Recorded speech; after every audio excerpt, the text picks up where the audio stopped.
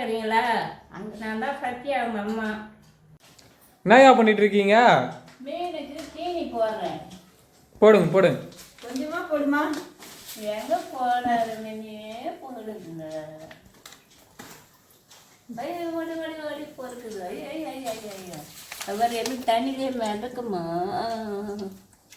ஆயிம்மா, நான் தாங்க சத்யாம்மா. அம்மா தாங்கம்மா மீனுக்கு இன்னைக்கு சாப்பாடு போட்டாங்க. நீங்கள் ரொம்ப நாளைக்கு கொஞ்ச நாள் ஆயிடுச்சு கழுவாம அழுக்காயிட்டு இருந்தாங்க. பார்த்தீங்கன்னா அம்மா நேற்று அரவிக்கிட்ட சொல்லியிருந்தேன், அரவி கழுவிடுப்பா அழகாக குழந்தைங்களா அப்படின்னா கழுவிட்டாங்கம்மா. இவங்க நம்ம வீட்டு செல்ல குட்டிங்கம்மா, அழகாக விளையாடின்னு இருப்பாங்க. இங்கே வந்து பார்த்தோம்னா நல்லாயிருக்கும், அழகாக இவங்க விளையாடின்னு இருக்கிறத பார்த்தோம்னா கொஞ்சம் நேரம் நல்லா இருக்கும். நம்ம பேசணும்னா பாருங்கம்மா குதிக்க ஆரம்பிப்பாங்க. அமைதியாக இருப்பாங்க. யாராச்சும் வந்து சத்தம் கொடுத்தா இவங்க குதிக்க ஆரம்பிச்சிருவாங்க. ஒரு நாளைக்கு எங்கிட்ட கூட கீழே விழுந்துருவாங்கம்மா. எடுத்து அப்புறம் உள்ளே விடுவோம். அழகாக விளையாடுவாங்க இங்கே. ஆமாம்மா, இன்றைக்கி நம்ம வீட்டில் என்ன சாப்பாடுன்னு பார்க்கலாம்.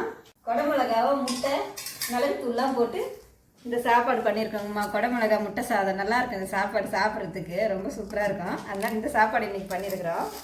அதுக்கு நல்ல மூக்கடலை இந்த மாதிரி தக்காளி வெங்காயம் இதெல்லாம் அரைச்சி ஊற்றி நல்லா இந்த மாதிரி பண்ணியிருக்கிறோங்க. ஒரு கிரேவி மாதிரி இது இந்த சாப்பாட்டுக்கு டேஸ்ட்டாக இருக்கும். அதனால் இந்த மாதிரி பண்ணிட்டோம். கொஞ்சம் சொரக்காய் கூட்டு வச்சுட்டோம். வெயிலுக்கு சொரக்காய் கூட்டு நல்லா இருக்குன்னு சொல்லிட்டு இந்த சொரக்காய் கூட்டு வச்சுருக்குறோங்கம்மா. கொஞ்சம் வெள்ளை சாப்பாடு வச்சுக்கணும். அதுக்கு நம்ம கொஞ்சம் தக்காளி ரசம் கொஞ்சம் வச்சுருக்குறோங்கம்மா. எடுத்து எல்லாத்தையும் வச்சுக்குவோம்.